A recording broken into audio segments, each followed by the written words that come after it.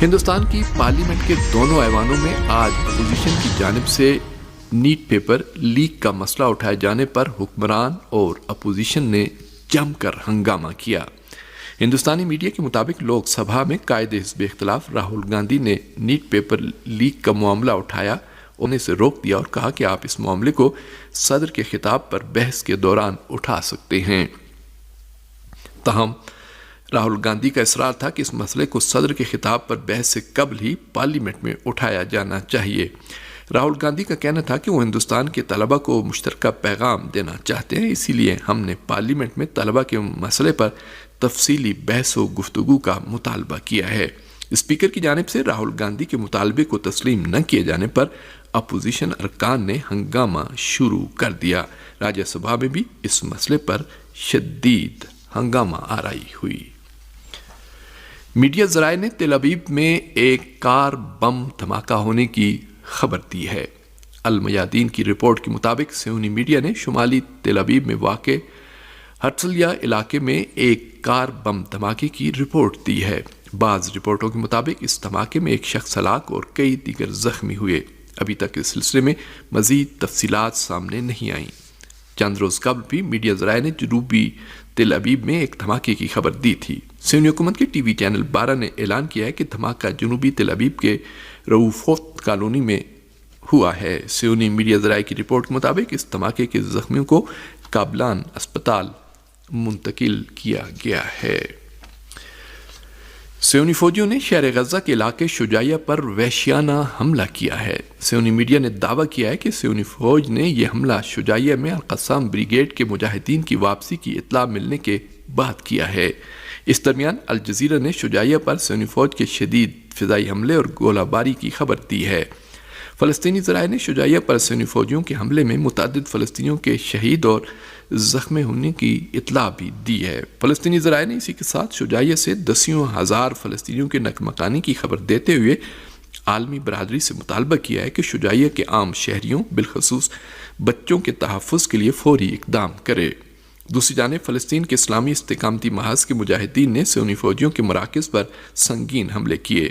اس report کے مطابق Hamas کے فوجی بازو القسام بریگیڈ نے اعلان کیا ہے کہ اس کے مجاہدین نے جنوبی غزہ کے شہر رفح کے مشرق میں واقع مسجد الشبلی کے اطراف میں صہیونی فوجی کا شکار کیا۔ القسام بریگیڈ کے مجاہدین نے اسی طرح نتساریم سیکٹر پر صہیونی فوج کے کمانڈ سینٹر پر رجوع میزائل سے حملہ کیا ہے۔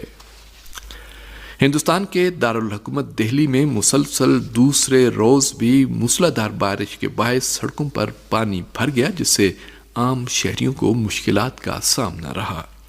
ہندوستانی میڈیا کے مطابق موسلادھار بارش کی وجہ سے شدید گرمی کے ستائے عوام کو سکون تو ملا، لیکن سڑکوں پر جمع ہونے والے پانی نے پریشانی بڑھا دی۔ رات 2:30 بجے سے صبح 5:30 بجے تک 148.5 ملی میٹر بارش ریکارڈ کی گئی۔ ہندوستان کے محکمہ موسمیات نے آج سارا دن وقفے سے بارش کا سلسلہ جاری رہنے کی پیش گوئی کی ہے۔ ادھر پاکستان کے شہر کراچی سمیت سندھ اور بلوچستان کے مختلف علاقوں، اسلام آباد، پنجاب، خیبر پختونخوا اور پاکستان کے زیر انتظام کشمیر کے بعض مقامات پر آندھی، تیز ہوا کے جھکڑ چلنے اور بارش کا امکان ظاہر کیا گیا ہے۔ کراچی میں گزشتہ روز بارش کے بعد درجہ حرارت میں کمی آئی اور موسم بہتر ہو گیا۔ T20 ورلڈ کپ کے دوسرے سیمی فائنل میں ہندوستان نے دفاعی چیمپئن انگلینڈ کو 68 رن سے شکست دے کر فائنل کھیلنے کا اعزاز حاصل کر لیا۔ دوسرے سیمی فائنل میں ٹاس ہارنے کے بعد انگلینڈ کی دعوت پر پہلے بازی کرتے ہوئے ہندوستان نے جیت کے لیے 172 رن کا ہدف دیا، جس کے تعاقب میں انگلش ٹیم اننگ کے آغاز سے ہی مشکلات کا شکار رہی اور 103 رن پر ڈھیر ہو گئی۔ ہندوستان کی جانب سے اکشر پٹیل اور کلدیپ یادو نے 3 وکٹ حاصل کیے، جبکہ جسپرت بمراہ نے 2 کھلاڑیوں کو آؤٹ کیا۔ اکشر پٹیل کو عمدہ بولنگ پر مین آف دی میچ کے اعزاز سے نوازا گیا۔ ورلڈ کپ کا فائنل ہندوستان اور جنوبی افریقہ کے درمیان ہفتہ 29 جون کو کھیلا جائے گا۔ قابل ذکر ہے کہ T20 ورلڈ کپ کے تاریخ میں پہلی بار 2 ناقابل شکست ٹیمیں فائنل میں مد مقابل ہوں گی۔ جنوبی افریقہ اور ہندوستان کی ٹیمیں T20 ورلڈ کپ 2024 میں کوئی میچ نہیں ہاریں۔ فائنل میں جو ٹیم کامیاب رہے گی وہ ناقابل شکست رہتے ہوئے ٹورنامنٹ جیتنے والی پہلی ٹیم ہوگی۔ امریکہ کے صدر بائیڈن اور سابق صدر ٹرمپ کے درمیان انتخابی مناظرے کے دوران شدید لفظی جنگ دیکھنے میں آئی اور دونوں نے ایران سمیت دیگر مسائل پر امریکی شکست کا ذمہ دار ایک دوسرے کو قرار دیا۔ امریکہ کے موجودہ صدر بائیڈن اور سابق صدر ٹرمپ کے درمیان ایران اور علاقے میں امریکہ کی طاقت و اقتدار کے مسئلے پر ہونے والے پہلے انتخابی مناظرے میں شدید لفظی جنگ دیکھنے میں آئی اور باعث سکے۔ امریکہ کے موجودہ صدر بائیڈن نے ریپبلکن کے اپنے حریف ٹرمپ کے ساتھ ہونے والے انتخابی مناظرے میں ان کی خارجہ پالیسی پر شدید تنقید کرتے ہوئے کہا کہ ٹرمپ کے دور اقتدار میں ایران نے عراق میں امریکہ کے عین الاسد فوجی چھاونی پر حملہ کیا اور ٹرمپ کچھ نہ کر سکے۔ انہوں نے ٹرمپ کے ساتھ تکرار کے بیچ کہا کہ ٹرمپ نے دعویٰ کیا کہ صرف چند امریکی فوجیوں کے سر میں درد ہوا۔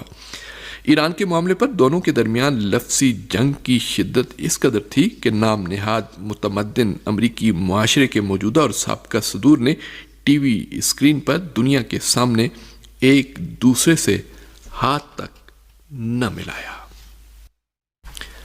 یمن کی مسلح افواج نے ایک بیان میں کہا ہے کہ عراق کی تحریک استقامت کے ساتھ مل کر 2 کامیاب مشترکہ کارروائیوں میں سنی حکومت کے فوجی اہداف کو نشانہ بنایا گیا ہے۔ یمن کے المسیرہ ٹی وی کی ویب سائٹ کے مطابق یمن کی مسلح افواج نے ایک بیان میں اعلان کیا ہے کہ عراق کی تحریک استقامت کے ساتھ مل کر انجام دی جانے والی پہلی مشترکہ کارروائی میں حیفا میں صہیونی حکومت کے ایک اہم فوجی ہدف کو نشانہ بنایا گیا اور کامیاب میزائل حملہ کر کے اس فوجی ٹھکانے کو بھاری نقصان پہنچایا گیا۔ یمن کی مسلح افواج نے کہا کہ عراق کی تحریک استقامت کے ساتھ مل کر انجام دی جانے والی دوسری مشترکہ کارروائی میں بحیرہ احمر میں بحری جہاز کو ڈرون کشتی سے اور اسی طرح میزائل حملے کا نشانہ بنایا گیا۔ بیان میں اسی طرح کہا گیا ہے کہ صہیونی حکومت کی جارحیت جاری رہنے کی صورت میں صہیونی اہداف کو مسلسل نشانہ بنایا جاتا رہے گا۔ اس سلسلے میں حزب اللہ لبنان نے بھی ایک بیان میں اعلان کیا ہے کہ مقبوضہ شمالی فلسطین میں بیریا صہیونی فوجی اڈے پر میزائلوں سے حملہ کیا گیا۔ حزب اللہ لبنان کے اس حملے کے نتیجے میں بیریا کے جنگلات میں آگ لگ گئی۔ مقبوضہ فلسطین کی غاصب صہیونی حکومت کی جانب سے غزہ کے مظلوم عوام اور فلسطینی عام شہریوں کو گزشتہ 9 ماہ سے وحشیانہ جارحیت کا نشانہ بنائے جانے کے باوجود وہ سالوں سے محصور غزہ میں تحریک استقامت کو دبانے میں کامیاب نہیں ہو سکی، بلکہ اس کا کوئی مقصد بھی پورا نہیں ہو سکا۔ یہ ایسی حالت میں ہے کہ عالمی ادارہ صحت نے غزہ سے ہزاروں زخمی فلسطینیوں اور بیماروں اور خاص طور سے عورتوں اور بچوں کو باہر منتقل کیے جانے کی ضرورت پر زور دیا ہے تاکہ ان کا علاج اور معالجہ ہو سکے۔ عالمی ادارہ صحت کے بحیرہ روم کے مشرقی علاقے کے شعبے کے سربراہ حنان بلخی نے جمعرات کی رات اپنے ایکس پیج پر لکھا ہے کہ گزشتہ 7 اکتوبر سے جاری صہیونی جارحیت کے بعد سے اب تک 13,872 افراد علاج اور معالجے کے لیے غزہ سے باہر منتقل ہونے کی درخواست دے چکے ہیں اور عالمی ادارہ صحت کے تعاون سے صرف 35% افراد ہی کو باہر منتقل کیا جا سکا ہے۔ غزہ میں فلسطین کی وزارت صحت نے بھی ایک بیان میں اعلان کیا ہے کہ صہیونی جارحیت میں شہید ہونے والے فلسطینیوں کی تعداد 37,765 سے تجاوز کر چکی ہے۔ اسلامی جمہوریہ ایران میں 14ویں صدارتی انتخابات کے لیے ووٹنگ جاری ہے اور پورے ملک میں ایرانی عوام بڑے ہی جوش و خروش کے ساتھ اپنے حق کے رائے دہی کا استعمال کر رہے ہیں۔ ووٹنگ صبح 8 بجے شروع ہوئی اور ٹھیک 8 بجے رہبر انقلاب اسلامی نے اپنا ووٹ ڈالا۔ ایران میں 59,000 پولنگ مراکز قائم کیے گئے ہیں، جبکہ دنیا کے 95 ملکوں میں مقیم ایرانی شہری اپنا ووٹ ڈال رہے ہیں۔